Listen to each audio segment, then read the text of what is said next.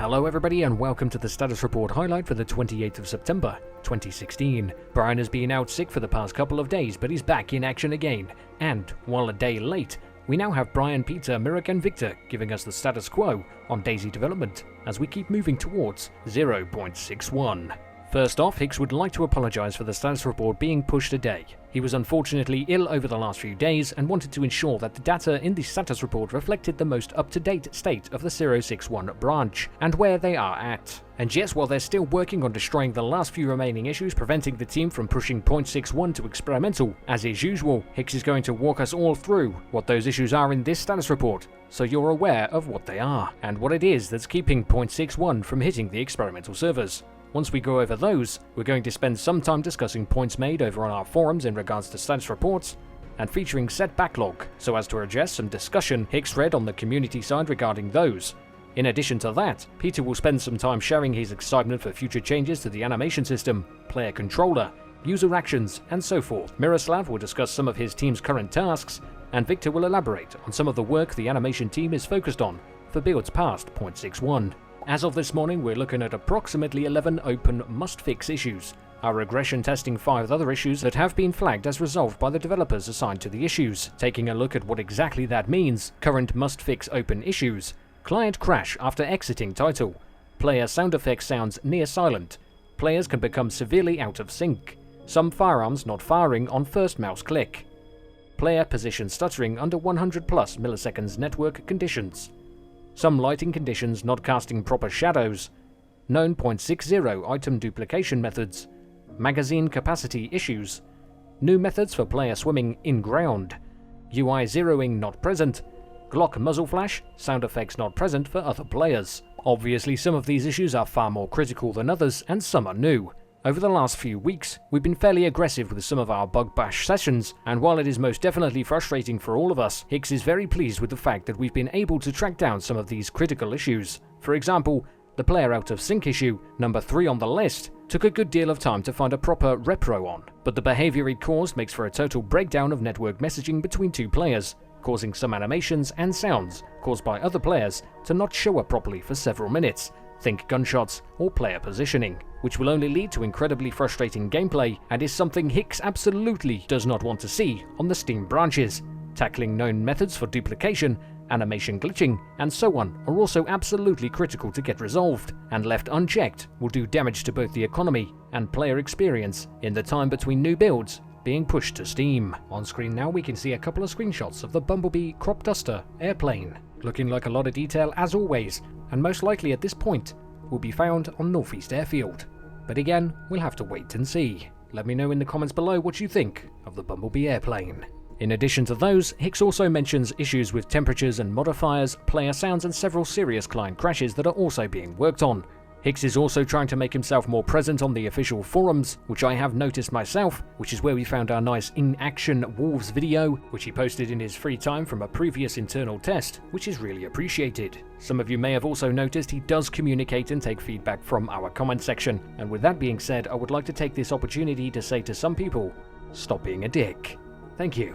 Some of you may remember how the status reports were changed a while back in how the team communicates new things coming to DayZ or being worked on in development. Well, Hicks mentions that he would like to compile a 1.0 feature set we can keep on our forums that will give people an idea of exactly what to expect of the final version, within a margin of error of course. Hicks would also like to take this opportunity to thank everybody. He couldn't wish for a better community. I know a lot of us get frustrated out there, even myself as a content creator. I just want to show that new stuff off. But waiting for that new update can be quite frustrating, and I'll be the first to admit that. Try to keep things a little bit calmer.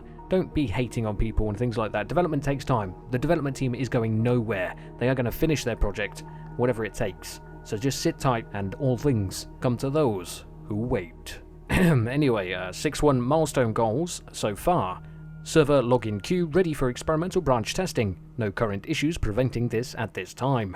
Merge of new audio technology from Arma 3 Eden update. Technology successfully merged into DayZ branch, ready for further testing on experimental branch. Update of weapon sounds for new audio technology. All current firearms configured. Audio team is now focused on addressing must-fix issues for 0.61. Dynamic spawning of infected. Testing complete in initial implementation. Programming team is now making the requested changes described above to area triggers in order to provide the design team with the requested functionality. Wolves. Internal testing is very optimistic, several fixes to behavior have been merged over, and programmers are focused on addressing several server crash issues potentially tied to the Predator AI.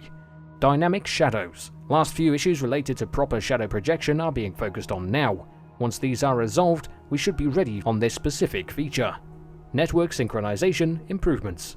The gameplay programming team is currently focused on addressing the previously mentioned issues with 100+ millisecond connections having jittery gameplay in some situations, as well as tracking the recently discovered repro steps for causing player-to-player sync to fail. Once these issues are resolved, we should be good to go.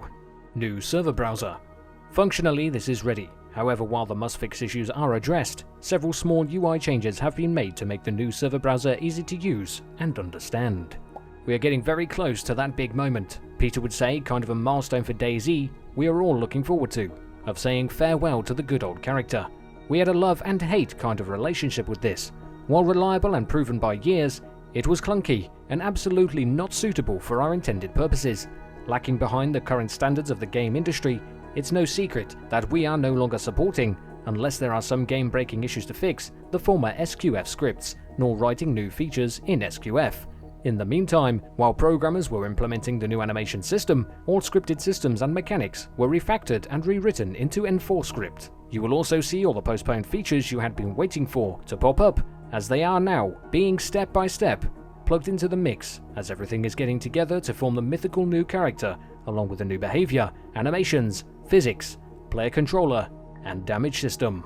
Ranged combat as well as melee combat is being re-evaluated as now. With the new systems pouring in, it's finally the right time to revamp it. Apart from the configuration side issues of ammunition types and materials leading to improper ballistics and penetration outcome, as well as the current use of the wonky old damage system, the most unpleasant parts which makes it hard to enjoy gunfights are connected to handling firearms themselves.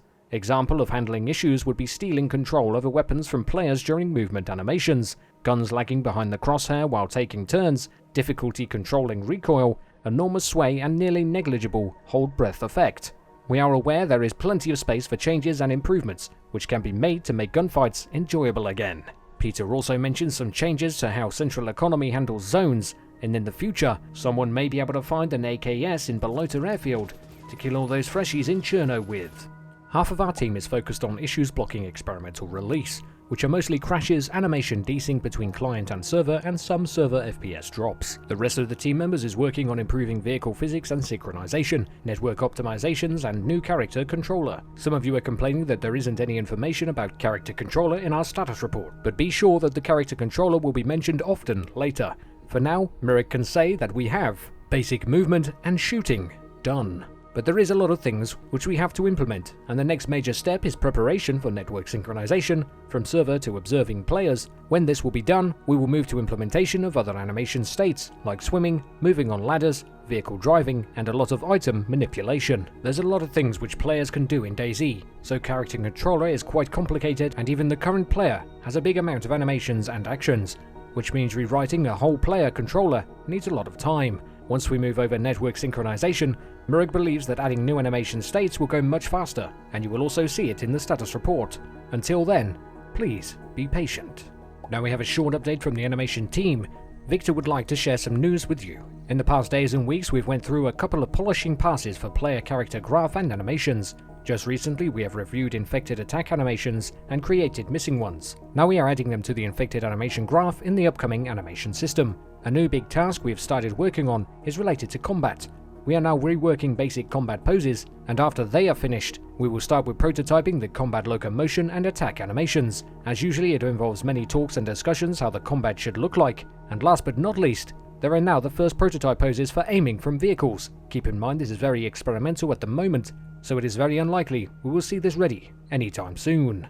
And that's all for this week's status report highlight for the 28th of September 2016. As always, I recommend reading the status report in full for yourselves for the most amount of information that it holds.